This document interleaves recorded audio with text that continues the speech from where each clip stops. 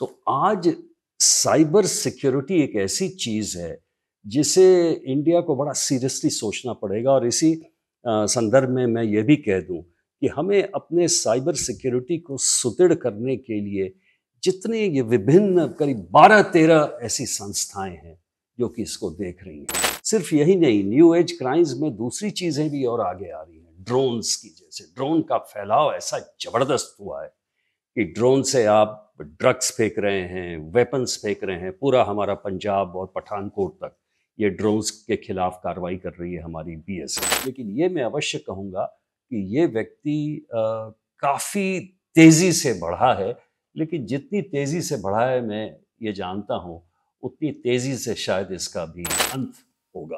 क्योंकि याद रखिएगा कि हर माफिया ग्रुप का या हर टेररिस्ट ग्रुप का एक शेल्फ लाइफ हो। मैं नहीं समझता कि दाऊद के लिंक्स अभी उतने स्ट्रांग हैं। और हाँ, इतना ज़रूर है कि सट्टेबाजी में अगर यूएई में मैचेस होते हैं तो दाऊद जरूर उसमें बहुत रुचि लेता है। अभी भी बड़े रुचि लेते हैं कि यहाँ के क्रिकेटर्स वहाँ पे जाएं, यहाँ के फिल्म स्टार्स वहाँ पे जाएं। लॉरेंस बिश्नोई अभी तक उस स्टेज पे नहीं पहुंचा है। लेकिन कितनी चीज़ें ऐसी मुंबई में हो रही हैं जिनके बारे में हमको और आपको नहीं मालूम। अंडरवर्ल्ड में अचानक से बड़ी हलचल मची पड़ी है। इसको समझने और जानने के लिए अगर कोई बेहतर से बेहतर व्यक्ति हो सकता है तो मेरी नज़र में इंटेलिजेंस ब्यूरो के स्पेशल सेक्रेटरी रहे, गवर्नमेंट ऑफ इंडिया के सिक्योरिटी के सेक्रेटरी रहे यशोवर्धन आजाद साहब हमारे साथ हैं। वरिष्ठ आईपीएस अधिकारी हैं। आपका स्वागत है सर। नमस्कार सर। ये जो दिल्ली, मुंबई, कनाडा, हर जगह गैंगवार एलिमिनेशन का सिलसिला तेज हो रखा है, इसको सिक्योरिटी एस्पेक्ट से कैसे देखते हैं आप? ठीक है, आपने बिल्कुल ऐसा लगता है कि मानो एक भूचाल सा आ गया है और अचानक एक्सटॉर्शंस में, किलिंग्स में, जो छोटे मोटे किलिंग्स भी चल रहे हैं, उसमें भी एक तरह की बाढ़ आई है। आपको याद होगा जब बॉम्बे अंडरवर्ल्ड की बात करते हैं तो 1993 के बाद ये सारी जो घटनाएं हैं, उस समय हमारे कोलीग्स ने बहुत ही अच्छा काम किया था। बॉम्बे अंडरवर्ल्ड का वाकई एक तरह से सफाया हो चुका। लेकिन उसके बाद जो व्यवस्था थी वहाँ पे, उसमें अंडरवर्ल्ड तो नहीं था, लेकिन छोटी मोटी जो घटनाएं होती हैं वो तो उनको रोकना मुश्किल है। तो ऑर्गेनाइज्ड क्राइम का बराबर एक रेसिड्यू रह जाता है और उस स्पेस को मानो फिल करने के लिए नए गैंग्स कोशिश तो करते ही हैं। और आज के समय में जो आप जैसा कह रहे हैं कि लॉरेंस बिश्नोई गैंग जो अभी 4 या 5 स्टेट्स में तो हावी है ही। 11 स्टेट बता रहा है जो एनआईए का चार्जशीट है। हाँ, जो एनआईए का चार्जशीट है वो तो बता रहा है कि काफ़ी फैलाव उनका ज़्यादा है। और एक व्यक्ति जिसको कि राजस्थान जेल से ट्रांसफ़र किया गया तिहाड़, और उसके बाद साबरमती जेल से इसके ऑपरेशंस चल रहे हैं। तो वाकई ये चौकन्ना करने वाली बात है। और जैसा आपने कहा कि एक नया प्रयास हो रहा है किसी तरह अंडरवर्ल्ड वाली घटनाओं की पुनरावृत्ति करने की, जैसा कि आपने अभी देखा भी बाबा सिद्दीकी से पहले दिल्ली में नादिर शाह और एक क्रिमिनल कह रहा है और कह करके एलिमिनेट कर रहा है। बाबा सिद्दीकी के पास जाता है, कहता है, एलिमिनेट करता है। ऐसे ही विदेशों से भी बातें आ रही हैं कि वहां भी कहता है, एलिमिनेट करता है। और परस्पर संबंध भी, राजनीतिक संबंध भी इससे खराब होते हुए दिख रहे हैं। और जो कह रहा है और जो एविडेंस आ रहे हैं, वो व्यक्ति आपके जेल में बैठा, उसके वीडियो कॉलिंग के सबूत पाकिस्तान से आ रहे हैं। ये इस व्यवस्था में कैसे संभव है, कैसे देखते हैं आप? ये जो आपने सवाल पूछा है, इससे कई प्रश्न उठते हैं और टीवी चैनल्स पर भी ये काफ़ी प्रश्न पूछे जा रहे हैं कि एक व्यक्ति जेल से इतना बड़ा एक तरह का साम्राज्य कैसे चला रहा है। देखिए, जहाँ तक आपने जैसे कनाडा की बात की, तो कनाडा में इसके भाई हैं बिश्नोई के, और इनका जो बेस्ट शूटर है, जो इसके कॉलेज से दोस्त हैं, गोल्डी ब्रार है वहाँ पर। और इनके चलते, बल्कि करीब 2 दिन पहले ही मैंने वेस्ट वैंकूवर के जो पुलिस चीफ है, कैथ हीट है शायद उनका नाम, उन्होंने कहा था कि उस बात की पुष्टि की जो आप कह रहे हैं कि कनाडा में कई एक्सटॉर्शंस ऐसे हुए हैं और उसमें ये जितने ही इंडियन रेजिडेंट्स हैं वहाँ के, उन्होंने काफ़ी पैसे दिए हैं लॉरेंस गैंग। और इसलिए दिए हैं क्योंकि उनके जो रिश्तेदार यहाँ पे हैं पंजाब में, वो असुरक्षित हैं और उनको जब थ्रेट आता है तो उसके चलते उनसे पैसा वहाँ पे दिया जाता है। तो ये बात सही है कि इसके तार लंबे हैं। अब प्रश्न ये उठता है कि किस तरह एक साम्राज्य एक व्यक्ति चला सकता है अपने जेल से। आपने देखा होगा कि यूपी के केस में कितने माफिया डॉन्स थे, बिहार के केस में माफिया डॉन्स थे, जो कि आप कहें तो उनकी दादागिरी उस स्टेट भर में चलती थी। किसी का फैलाव इतना ज़्यादा नहीं। इसका फैलाव इसलिए भी है क्योंकि इसके जो व्यक्ति हैं विदेश भी चले गए हैं, हर जगह हैं। ये घर से बहुत खाता पीता व्यक्ति है, एलएलबी का स्टूडेंट है, दिमाग इसका काफ़ी बेहतर है और अन्य माफिया गैंग से। और दूसरी बात यह है कि जब भी जेल में इस तरह का व्यक्ति आता है, इसके 6 कन्विक्शंस हो चुके हैं, 6 कन्विक्शन हो चुका है इसका। इसके 700 करीब शूटर्स हैं। जिस व्यक्ति के बारे में ऐसी जानकारी जेल में भी पहुंचती है तो सारा जेल स्तब्ध हो जाता है। जेल में भी इसको कई रिक्रूट्स मिल जाते और प्रिजन अथॉरिटीज जो हैं इसके डर से सारा काम। ये बात जरूर हो सकती है कि इसके टच में कुछ एजेंसीज भी हो सकती हैं, हो सकता है, ये मैं किसी विश्वसनीय आधार पर नहीं कह सकता हूँ, लेकिन और पॉलिटिकल जहाँ तक कनेक्शन है इसके बारे में अभी तो कुछ सामने नहीं आया है। लेकिन ये मैं अवश्य कहूँगा कि ये व्यक्ति काफ़ी तेज़ी से बढ़ा है, लेकिन जितनी तेज़ी से बढ़ा है मैं ये जानता हूँ, उतनी तेज़ी से शायद इसका भी अंत होगा। क्योंकि याद रखिएगा कि हर माफिया ग्रुप का या हर टेररिस्ट ग्रुप का एक शेल्फ लाइफ होता है। सर, जब आप कह रहे हैं कि एलिमिनेट होता है और ये परंपरा है कि वो जो काली दुनिया है उसमें सफर करने वाला जो भी अपराधी है उसका अंत बुरा होता है और अंत होता है, लेकिन जब मुंबई अंडरवर्ल्ड या भारत में जिस अंडरवर्ल्ड की बात होती है, जैसा कि आपने कहा कि 1993 का जो सीरियल ब्लास्ट है, उसके बाद कई ब्लास्ट रहे हैं, ऑर्गेनाइज क्राइम का बादशाह माना गया है दाऊद इब्राहिम को, और अभी 79 इयर्स में भी वो महफूज है और अपना शेल्टर कहीं ना कहीं ढूंढ रखा है। जैसे पाकिस्तान में कहते हैं कई ठिकाने हैं, वो एक एजेंसी, जैसा आपने कहा कि एजेंसी ने ही उसे हायर कर रखा है। उसे अगर अपनी इस दुश्मन मुल्क के खिलाफ कुछ भी करना होता है तो कहते हैं कि दाऊद के जितने भी जो बेस हैं उनके जरिए वो अटैक करता है या जो भी करता है, या इनफैक्ट पाकिस्तान फौज की जितनी मारक क्षमता है कहते हैं उससे बड़ी मारक क्षमता इस अंडरवर्ल्ड की है, इस व्यक्ति की है, दाऊद इब्राहिम की है। तो उम्र तो बड़ी है इसकी, ऐसा कैसे देख रहे हैं कि आप? और लॉरेंस बिश्नोई अगर इस ढंग से बढ़ रहा है तो उसका भी आइडल दाऊद इब्राहिम है। दाऊद इब्राहिम के बारे में एक वाकया याद आया। जब मैं 2004 और 5 में पाकिस्तान गया था, पहले तो पूरे पाकिस्तान देखने गया था कि वहाँ पे टेस्ट मैच किया जा सकता है कि नहीं 15 साल के बाद, और उसके बाद मैं टीम के साथ भी गया। तो जब हमारी टीम कराची गई थी तो कराची से जब हम स्टेडियम की ओर जा रहे थे तो वहीं पे क्लिफ्टन एवेन्यू आता है, वो जगह जहाँ दाऊद साहब रहते हैं। तो हमें तो जानकारी थी कि उनके घर का नंबर भी क्या है। तो जब हम बस में जा रहे थे तो आगे हमारे साथ आईएसआई का जो साथ में बैठता है, उसको मैंने कहा यही घर है क्या इसका? तो मेरी ओर देखा और मुस्कुराया। तो इसमें तो मतलब कि ये बिल्कुल ही कंफर्म था कि सबको मालूम है कि दाऊद जो है वहीं पे रहते हैं। दाऊद इब्राहिम के बारे में मैं ये कहूँगा कि लॉरेंस बिश्नोई में और दाऊद इब्राहिम के नेटवर्क में फ़र्क है। दाऊद पूरी तरह से मुंबई अंडरवर्ल्ड में उसके रिश्तेदार थे, उसके शूटर्स थे, उसका पूरा नेटवर्क था, और इसलिए उसके तार जो थे मानो बम्बई के हर इसमें थे, फिल्म्स में थे, रियल एस्टेट में थे, ऑर्गेनाइज क्राइम में, बैंकिंग में, जिसको भी आप कहिए, लोन दिलाना हो, कुछ भी करना हो, वो दाऊद करा सकता था। मैं नहीं समझता कि दाऊद के लिंक्स अभी उतने स्ट्रांग हैं। और हाँ, इतना ज़रूर है कि सट्टेबाजी में अगर यूएई में मैचेस होते हैं तो दाऊद जरूर उसमें बहुत रुचि लेता है, अभी भी बड़े रुचि लेते हैं कि यहाँ के क्रिकेटर्स वहाँ पे जाएं, यहाँ के फिल्म स्टार्स वहाँ पे जाएं। लॉरेंस बिश्नोई अभी तक उस स्टेज पे नहीं पहुँचा है, लेकिन कितनी चीज़ें ऐसी मुंबई में हो रही हैं जिनके बारे में हमको और आपको नहीं मालूम है। एक्सटॉर्शन के जो छोटे मोटे केसेस हैं वो चल रहे हैं, जितने और जो रियल एस्टेट के जो इश्यूज हैं वो बहुत ही ज़्यादा मतलब कहीं ना कई रूप में उभरते ही हैं क्राइम के अंडरवर्ल्ड में। और अभी तक आपने मुझसे बाबा सिद्दीकी के बारे में नहीं पूछा है। मैं बताएं। हाँ, मैं ये ज़रूर कहूँगा कि इसमें देखिए कॉन्ट्रैक्ट किलिंग तो है, बिल्कुल है।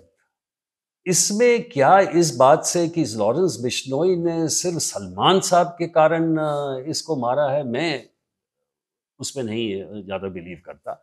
लेकिन इस बात को मैं ज़रूर मानता हूँ कि ये कॉन्ट्रैक्ट किलिंग के पीछे रियल एस्टेट है, इसके पीछे स्लम डेवलपमेंट ये है, जातीय दुश्मनी है। तो ये किसी तरह का कॉन्ट्रैक्ट किलिंग है, और क्या वो कॉन्ट्रैक्ट किलिंग को लॉरेंस बिश्नोई ने लिया? क्योंकि अगर मान लीजिए नहीं भी लॉरेंस बिश्नोई का हाथ है, क्योंकि लॉरेंस बिश्नोई ने खुद तो लिखा नहीं है, वो जो स्टेटमेंट आया है किसी और पे, जी। ताकि ये डिनाइबिलिटी है कि कोर्ट में अगर कोई पूछेगा भी, इनके डिफेंस लॉयर करेंगे हमें तो नहीं मालूम किसने वो लिख के दिया, लेकिन इसका जो फियर फैक्टर है वो ग्राफ बहुत ही ऊपर चला जाएगा।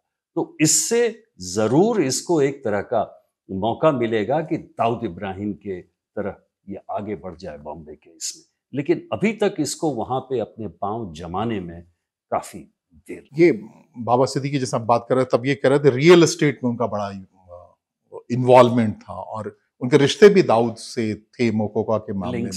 लिंक्स बताया गया था। तो क्या वो चैलेंज दिख रहा है आपको इसमें? देखिए, बाबा सिद्दीकी के खिलाफ जब केस रजिस्टर हुआ तो एनफोर्समेंट डायरेक्टरेट ने 465 करोड़ के एसेट सीज किए इनके। इसके बाद कुछ और भी चीज़ें बताई जा रही हैं। स्लम डेवलपमेंट एरिया में जो डेवलपमेंट था, शिवसेना के किसी से इनका विवाद हुआ था। अब विश्वसनीय रूप से तो मैं नहीं कह सकता कुछ, क्योंकि औपचारिक तौर से भी इसके बारे में कुछ भी कहा नहीं गया है मुंबई पुलिस की तरफ से। लेकिन एक चीज़ आलोक जी, इस घटना के बारे में आप ज़रूर मार्क करेंगे कि इसमें जिस तरह की, इसको हम कहेंगे हैम हैंडेड हिट, एक बहुत ही बहुत ही इसका जो अंजाम दिया गया है उसमें कोई एक व्यावसायिकता नहीं है, प्रोफेशनल ये नहीं है। दो हैं, वो पकड़े भी जाते हैं, पेपर स्प्रे लेके गए थे, और उससे ज्यादा जो जिस तरह से रिएक्ट किया वहां की पुलिस ने, बिल्कुल एक जिसको आप कहते हैं कि एक साधारणतया जिसे भी कोई भी अनुभव नहीं हो प्रोटेक्शन का, यही इस बात को एक तरह की हास्यास्पद जिसको कि हम रिस्पॉन्स कहेंगे। ये वाई ग्रेड सिक्योरिटी मांगी गई थी और ये सब कुछ था, फिर भी इसलिए मैं हमलावर उनके बॉडीगार्ड होने चाहिए थे, काउंटर अटैक होना चाहिए था। एक भी जवाबी फायर नहीं हुआ, एक भी जवाबी फायर नहीं, एक भी गोली कहीं नहीं लगी। ये किस तरह का प्रोटेक्शन यूनिट? और ये बताया जाता है कि उनके बेटे ने सुरक्षा मांगी थी, कंप्लेन किया था, वो भी हिट लिस्ट में थे, उन्हें शायद सुरक्षा दी भी गई थी। उन्हें अगर सुरक्षा दी गई थी तो जाहिर है कि इनके ऊपर भी सुरक्षा का कवच थोड़ा सा मजबूत तो करना ही चाहिए। कहते हैं कि ये Y grade security, Y grade security में जो सुरक्षा होती है वो आपको घर पे सुरक्षा रहती है और आपके साथ सुरक्षा रहती है। तो और उसमें दो रहते हैं एक साथ, हो सकता है तीन हो इनके साथ। लेकिन ये भी कहा गया है कि एक आदमी उसमें से छुट्टी पे चला गया। ये भी कहा जाता है कि पेपर स्प्रे, ये भी कहा जाता है क्योंकि बॉम्ब कर दिया गया तो वो डाइवर्ट हो गए। ऐसे तो नहीं होता है। जब आप गाड़ी में बैठते हैं उसके पहले, सबसे पहले एक सिक्योरिटी वाला वहाँ मौजूद रहता है, वहाँ के एरिया को देखता है और तत्काल देखने के बाद ही उनको अलाउ करता है कि वो गाड़ी में बैठे, और जब तक कि वो गाड़ी में नहीं बैठ जाते तब तक वो खड़ा रहता है। तो ये जो ड्रिल्स हैं, सिक्योरिटी ड्रिल्स हैं, वो एक प्रोफेशनल प्रोटेक्शन यूनिट के होते हैं, और मैं समझता हूँ सुरक्षा में बहुत भारी गैप नजर आया है। आप पॉलिसी मेकिंग बॉडी में रहे हैं, जैसे सुरक्षा पे आपने खुद ही बात करनी शुरू कर दी, खासकर प्राइम मिनिस्टर के सिक्योरिटी में आपका बड़ा कंसर्न है कि उनका कैसा रहा। अब बिल क्लिंटन जब आए थे उनकी सुरक्षा में थे, मैं देख रहा था कि भारत में क्या सुरक्षा का आश्वासन हो सकता है किसी वीवीआईपी को, उसमें पॉलिसी जो बनी या जो इम्प्लीमेंट हुआ उसमें आपका एक आईपीएस के तौर पे बड़ा योगदान। अभी के सिनेरियो में अब जब कोई वाई ग्रेड का क्लेम करता है सिक्योरिटी और उसको एलिमिनेट कर दिया जाता है या ऐसे ही कुछ होता है, तो वीआईपीज भी खतरे में आ गए हैं इस, क्योंकि जाहिर तौर पे इससे मनोबल बढ़ेगा अपराधियों का। आपने बहुत ही एक महत्वपूर्ण प्रश्न पूछा है, बल्कि ये जो आप कह रहे हैं अभी, इसके बारे में ज़रूर मैं समझता हूँ इंटेलिजेंस एजेंसीज ने और जितने भी सीआईडी यूनिट्स हैं उन्होंने ज़रूर इसे अपने ध्यान में रखा होगा, ये जो घटना हुई है, कि इसके बाद वीआईपी प्रोटेक्शन के लिए हमें क्या करना है। दो चीज़ें करनी होंगी। एक तो ये है, देखिए, सुरक्षा उनको दी जाती है कानून के मुताबिक, रूल के मुताबिक, जो भारत सरकार का नियम है, ऐसे लोगों को जिनके ऊपर खतरा है। इसको हम कहते हैं थ्रेट असेसमेंट, जो किया जाता है कि भाई आपके खिलाफ किस टेररिस्ट का थ्रेट है, अंडरवर्ल्ड का थ्रेट है, ऑर्गेनाइज्ड क्राइम क्रिमिनल्स का थ्रेट है। तो उनको सुरक्षा दी जाती है। और उनको सुरक्षा ग्रेडिंग के आधार पर दी जाती है, एक्स कैटेगरी हो, वाई कैटेगरी हो या जेड कैटेगरी हो। तो वाई कैटेगरी एक मीडियम लेवल की सुरक्षा है। काफ़ी बैकअप है कि घर में आपको अगर गार्ड है, एक सेंट्री गार्ड ड्यूटी पे रहता है आपका बराबर, और आपके साथ 2 पीएसओज बराबर रहते हैं जो कि तरीके से आपके साथ गाड़ी में चलने चाहिए और आपको वो बॉडी कवर दे। लेकिन इसमें 2 चीज़ें हैं जैसा मैंने कहा। एक तो आपको अपना इंटेलिजेंस असेसमेंट मजबूत करना होगा, मशीनरी जो है उसको थोड़ी सी और एक्टिवेट करना होगा। और दूसरा जो ज़्यादा इम्पोर्टेंट है, जैसा आपने पूछा इसमें कि इसमें जिस तरह की सुरक्षा दी गई वो बहुत ही व्यापक के बदले बिल्कुल ही लुंज-पुंज थी और लुंज-पुंज थी। तो उसमें आपको ये स्ट्रेंथन करना। और वाकई एक तीसरी चीज़ भी बताना चाहता हूँ कि एक तरह से जो आप लड्डू के हिसाब से सबको, हर एमएलए साहब को दे देते हैं, आईपीएस अफसर, आईएएस अफसर सबको दे देते हैं, वो आपको बंद करना पड़ेगा, ताकि जो आपके व्यावसायिक रूप से दक्ष पुलिसमैन हैं उनको उसी जगह लगाया जाए जिनको कि वाकई थ्रेट। रियली ये कंसर्न वाली बात है पुलिस सिस्टम के लिए। इसी से जुड़ा मेरा अगला सवाल है आपसे कि जो व्यवस्था नहीं बन पाई है उसमें अमृतपाल आतंकवादी हैं घोषित, उनके कुछ चीज कर रही है पुलिस व्यवस्था और पकड़ के गिरफ्तार होकर असम के जेल में जाता है। ऐसे ही और बहुत सारे लोग हैं सिस्टम में, और चुनाव लड़ता है और फिर जीत करके पार्लियामेंट आ जाता है, फिर वही पुलिस उसके कस्टडी और सिक्योरिटी में लग जाता है। तो ये पुलिस का मनोबल इससे कितना मजबूत, या कुछ होता है, कुछ गड़बड़ी होती है जो पुलिस अफसर ने बड़ी मुश्किल से ऐसे आतंकवादियों को पकड़ा होगा, ऐसे अपराधियों को पकड़ा होगा, और जो भी कहिए आप, उसको सजा मिल नहीं पाया, उस पर चुनाव लड़ने पाबंदी लग नहीं पाई और वो चुनाव जीत के चला आया। देखिए आलोक जी, ऐसा है कि प्रजातंत्र में ऐसी कई विडंबनाएं हैं, पुलिस को फेस करना पड़ता है। और बल्कि कई ऐसे माफिया डॉन्स थे जो कि इलेक्शन जीत कर आए और उनको सिक्योरिटी देनी पड़ी। तो और एक बात और है जो सबसे बड़ी विडंबना ये है कि जब लोग एजिटेशन में जाते हैं तो उसमें पुलिस सुरक्षा रहती है। वो एक्चुअली कानून के खिलाफ भी कार्रवाई कर रहे हैं, 144 तोड़ने के लिए जा रहे हैं या किसी चीज़ के लिए जा रहे हैं, और पुलिस को उनके साथ जाना पड़ता है। इलेक्शंस में भी कई ऐसे लोगों को भी सुरक्षा दी जाती है जो सुरक्षा के लायक नहीं। बल्कि आप अगर देखेंगे अधिकांश केसेस ऐसे हैं स्टेट्स में, उन लोगों को सुरक्षा दी जा रही है जो ना उसके लायक हैं और जो उनको किसी भी कानूनी तौर पे नहीं दिया जा सकता है, लेकिन पुलिस को उनको प्रोटेक्शन के लिए। प्रजातंत्र में चूंकि ये स्टेट का अधिकार है कि जिसको चाहे उसको सिक्योरिटी दे दें, तो इसलिए पुलिस को वो काम करना पड़ता है जिसमें वो कुछ तो कर नहीं सकते। और एक बात और कहूँगा कि ऐसे जितने लोगों को सुरक्षा दी जाती है उनके ऊपर खतरा चौगुना रहता है, लेकिन किसी अच्छे कार्य के लिए नहीं। उनके जो बुरे कार्य किए हैं उनसे बदला लेने के लिए उन पर बहुत ही सीरियस थ्रेट रहता है। तो ये एक विरोधाभास है जिसे हमें। क्या पॉलिटिकल फैमिली से आपने देखा है राजनीति कैसे पलती है, बढ़ती है, राजनीति कैसे पलती है। लेकिन आज जो ताजा इल्जाम है वो इल्जाम है कि पुलिस पॉलिटिक्स के बिना कोई क्रिमिनल सरवाइव नहीं कर सकता, या जो बढ़ने का क्रम है वो बिना किसी पॉलिटिकल आशीर्वाद के संभव नहीं होता। दाऊद के बारे में भी कहते हैं कि बहुत सारे लोगों के, पॉलिटिकल सिस्टम के लोगों का आशीर्वाद उन पर था। अब ये नया जो सिस्टम खड़ा हो रहा है, लॉरेंस हो या गोल्डी हो, इसके बारे में कई बार संकेतों में कहा जा रहा है कि इस पे भी आशीर्वाद है कुछ लोगों। क्या वाकई पॉलिटिशियंस या पावर सेंटर्स का कोई आशीर्वाद होता है इन ऑर्गेनाइज्ड क्रिमिनल्स पर? देखिए, जैसा कि आपने कहा, पिताजी के बाद मेरे बड़े भाई एमएलए हैं, छोटे भाई एमपी हैं। मैं नहीं समझता कि उनका दूर दूर से भी कोई रिश्ता होगा किसी अपराध से या किसी तरह के से। लेकिन देखिए, आजकल की जो राजनीति है उसकी शुरुआत ही होती है थाने से, कचहरी से, तहसील से। और जब राजनीति में सबसे पहले ही आपको ये ट्रेनिंग मिल जाए किस तरह लोकल अफसरों पर आपका दबदबा रहे, तभी आपके पीछे लोग आते हैं कि देखिए हम इनके पास अगर जाएंगे तो थाने में हमारी सुनवाई होगी, तहसील में हमारी सुनवाई होगी। तो जो राजनीति इसी से बढ़कर ऊपर आए वो राजनीति हमेशा उसके साथ ही इर्द गिर्द घूमती रहे। और इसलिए आप देखेंगे कि राजनीति का बेस जो है आजकल है सपोर्ट। हर नेता चाहता है कि उसका एसपी या कलेक्टर हो, हर नेता चाहता है कि उसके इलाके का तहसीलदार और थानेदार उसके द्वारा अपॉइंट किया जाए, और हर नेता वहाँ के जो सबसे बड़े क्रिमिनल या इसका होता है, कुछ अपवाद तो होते ही हैं, उनके सपोर्ट से चाहे वो लोगों पर प्रभाव डालें ताकि उनका प्रभुत्व बना। आपने देखा होगा कि एडीआर की रिपोर्ट्स में कितने ज्यादा एमपीज के खिलाफ आपराधिक पृष्ठभूमि के लोग आपराधिक जीत के पृष्ठभूमि चले के आ लोग रहे हैं। हैं, लेकिन आज तक हम उसके बारे में कुछ भी नहीं कर पाए हैं। ये अफसोसनाक है। तो ये ऐसी स्थिति में आप देखेंगे कि कितने भी, चाहे वो विकास दुबे की आप बात करें, चाहे अतीक डॉन की बात करें, चाहे वो शहाबुद्दीन की बात करें, ये तो बिल्कुल ही स्पष्ट है कि उनको नेताओं का सपोर्ट मिला और खुलेआम मिला। रिटायर तो कर चुके हैं, लेकिन आपका रास्ता बड़ा रहा है कि नए दौर से, नए से, और जो ट्रेडिशनल माफियाज हैं, एलिमिनेशन वाले लोग हैं या ऑर्गेनाइज क्राइम वाले लोग, उसको भी रिप्लेस कर रहा है नए ढंग का साइबर सिक्योरिटी से जुड़ा हुआ क्रिमिनल।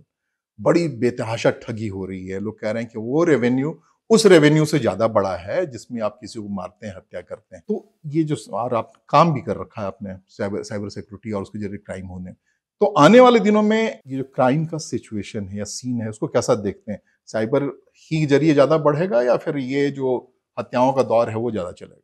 आपने जो ये प्रश्न पूछा है, इससे मैं ये बताना चाहूँगा आपको कि पूरे भारतवर्ष की पुलिस आज इसको एक न्यू एज क्राइम्स को एक अलग दृष्टि से देख रही है, क्योंकि ये इतने व्यापक रूप से इसका फैलाव हुआ है कि उसको फाइट करने के लिए हमें रिसोर्सेज भी चाहिए, टेक्निकल कैपेबिलिटी भी चाहिए और एक अप्रोच चाहिए। साइबर क्राइम्स ने तो, मैं ये बताना कि दहशत मचा रखा। अगर बड़े बड़े अधिकारी आईएएस हों, आईपीएस हों, नेता हों, फंस रहे हैं इसमें, तो इसका मतलब कि इसको एक एक जैसे वॉर गेम की तरह इसके पीछे हमें पड़ना पड़ेगा। हरियाणा में कई स्टेट्स में इसके खिलाफ बहुत अच्छी कार्रवाई हुई है, तेलंगाना में हुआ है, हरियाणा में हुआ है। बल्कि हमारा जो थिंक टैंक था पहले, जिससे मैं एसोसिएट था, डीप स्ट्रैट, उसने भी हरियाणा पुलिस के साथ इस पे कार्रवाई की थी। आपको मालूम ही होगा, जामताड़ा के जो लोग हैं वो बहुत ही इसमें ये थे, गैंग वॉर्स। उसके बाद नूह में फिर ये अब नया शिफ्ट हुआ जो कई पकड़े जा रहे हैं, नया शिफ्ट हुआ है। इसमें जो साइबर कैपेबिलिटी की जो टीम्स हैं, अब वो उसका फैलाव काफी हुआ है, लेकिन अभी भी लोगों को समस्याएं हैं। लोग कहते हैं हमें भी आके, जब हम रिपोर्ट करते हैं समय लगता है। अब जैसे कि पुलिस को तुरंत ही वो पैसा ब्लॉक करना है बैंक से, तो उसके लिए किस तरह का एक, कहाँ पे एफआईआर लॉज हो, कहाँ पे उसको स्पीड हम कैसे कर सकते हैं, बैकअप कैसे कर सकते हैं, ये सब काफ़ी चीज़ें हैं जो ये आई हैं। सिर्फ यही नहीं, न्यू एज क्राइम्स में दूसरी चीज़ें भी और आगे आ रही हैं। ड्रोन्स की, जैसे ड्रोन का फैलाव ऐसा ज़बरदस्त हुआ है कि ड्रोन से आप ड्रग्स फेंक रहे हैं, वेपन्स फेंक रहे हैं। पूरा हमारा पंजाब और पठानकोट तक ये ड्रोन्स के खिलाफ कार्रवाई कर रही है हमारी बीएसएफ। वो एक दूसरा एक तरह का पहलू है जिसे हमें बड़ा सीरियसली देखना पड़ेगा। आप देखिए, अभी इजराइल ने ईरान के खिलाफ, ईरान ने जो मिसाइल अटैक किया 12 तारीख को, उसके खिलाफ उनके गैलेंट डिफेंस मिनिस्टर ने कहा था कि हमारा जो अटैक है लीथल होगा और प्रिसाइज होगा। उन्होंने क्या किया? साइबर अटैक किया, और साइबर अटैक से उनके पोर्ट्स, उनके कम्युनिकेशंस और जितने इंपॉर्टेंट फंक्शंस थे उसको पैरालाइज कर। तो आज साइबर सिक्योरिटी एक ऐसी चीज है जिसे इंडिया को बड़ा सीरियसली सोचना पड़ेगा। और इसी संदर्भ में मैं ये भी कह दूं कि हमें अपने साइबर सिक्योरिटी को सुदृढ़ करने के लिए जितने ये विभिन्न करीब 12-13 ऐसी संस्थाएं हैं जो कि इसको देख रही हैं। इजराइल में सिर्फ एक यूनिट देखती है, आईडीएफ की यूनिट 8200, और उसी तरह हमें एक बहुत ही एकीकृत समग्र बनाना पड़ता है। बहुत बहुत धन्यवाद यशोवर्धन साहब। आपका ये अनुभव जो दर्शकों तक हमारे जरिए पहुंच रहा है, उन्हें सचेत करने में काफी मददगार साबित होगा। इस उम्मीद के साथ आपका बहुत बहुत धन्यवाद।